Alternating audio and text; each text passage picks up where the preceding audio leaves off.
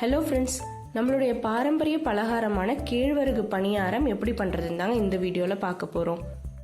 குழந்தைங்கள்லேருந்து பெரியவங்க வரைக்கும் எல்லாரும் சாப்பிட்றதுக்கு ஏற்ற மாதிரியான ஒரு ருசியான பணியாரங்க. எப்படி பண்ணுறதுன்னு வாங்க பார்க்கலாம். முதல்ல வெல்லத்தை கரைச்சி எடுத்துக்கலாங்க. 1 டம்ளர் கேழ்வரகு மாவுக்கு 3/4 டம்ளர் வெல்லம் எடுத்திருக்கேங்க, உடைச்ச வெல்லம். இந்த அளவு பார்த்தீங்கன்னா நல்லா தித்திப்பாகவே இருக்கும். உங்களுக்கு கொஞ்சம் இனிப்பு கம்மியாக வேணும்னா 1 டம்ளர் கேழ்வரகு மாவுக்கு 1/2 டம்ளர் வெல்லம் எடுத்துக்கோங்க, சரியாக இருக்கும். வெல்லத்தை தண்ணி ஊற்றி நார்மல் பச்சை தண்ணி ஊற்றி கரைய விட்டுருங்க, அது கரைஞ்சிட்டு இருக்கட்டும்.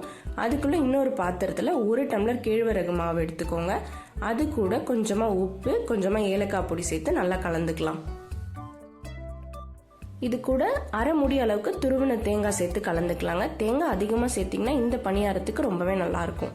இப்போ நம்ம கரைய வச்சிருந்தோம் இல்லையா வெல்லம், அதையும் ஃபில்டரில் வடித்து இந்த மாவு கூட சேர்த்து நல்ல ஒரு தோசை மாவு பதத்துக்கு கலந்து எடுத்துக்கலாம்.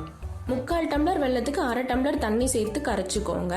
அது பத்தலைன்னா மாவு கரைக்கும் போது எக்ஸ்ட்ராவாக நீங்கள் நார்மல் தண்ணி கூட சேர்த்து கரைச்சிக்கலாம். இந்த கேழ்வரகு பணியாரத்தை நம்ம எண்ணெயில் நேராகவே தாங்க சேர்த்து பொரிக்க போகிறோம். அதுக்கு கடாயில் எண்ணெய் சேர்த்துட்டு அது காஞ்சதும் நம்ம கலந்து வச்சிருக்கிற மாவை ஒன்று ஒன்றா ஒரு கரண்டியை இந்த மாதிரி எடுத்து நடுவில் விட்டு ஒன்று ஒன்றா பொரிச்சு எடுத்துக்கலாங்க. இந்த பணியாரம் ஒன்று ஒன்றா தாங்க பொரிக்கணும். குழிக்கரண்டியில் மாவை எடுத்து நடுவில் இந்த மாதிரி விட்டுட்டு ஒரு 10-15 செகண்ட்க்கு டிஸ்டர்ப் பண்ணாமல் இருந்தாலே தானாக அதுவே வெந்து மேலே எழும்பி வருங்க. அந்த சமயத்தில் ஓரங்களில் லேசாக எடுத்து விட்டு திருப்பி விட்டுட்டு ஒரு 20-25 செகண்ட் விட்டோம்னாலே வெந்துருங்க. எண்ணெயோட சலசலப்பெல்லாம் குறைஞ்சி இந்த மாதிரி கலர் வரும்போது எடுத்தால் நல்லா வெந்திருக்குங்க. உள்ள நல்லா வெந்து கலரும் வந்துருச்சுங்க. இப்போ எடுத்துடலாம்.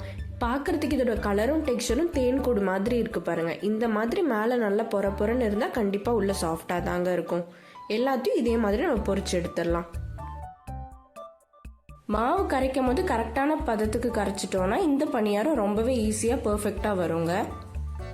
மாவு கரைக்கும் போது வெள்ளை தண்ணியை கொஞ்சம் கொஞ்சமாக சேர்த்து மாவு கரெக்டான பக்குவத்தில் கரைச்சி எடுத்துக்கணுங்க. அதை மட்டும் கொஞ்சம் பார்த்துக்கோங்க. ரொம்பவே ஆரோக்கியமான ருசியான கேழ்வரகு பணியாரம் தயாராகிடுச்சுங்க.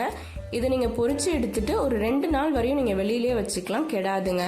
முதல் நாளை விட அடுத்த நாள் சாப்பிடும் போது நல்லாவே ருசியாக இருக்கும். இப்போ நான் உங்களுக்கு உடைச்சி காமிக்கிறேன், உள்ளே எந்த அளவுக்கு சாஃப்டாக நல்லா வெந்திருக்குன்னு சொல்லி பாருங்கள்.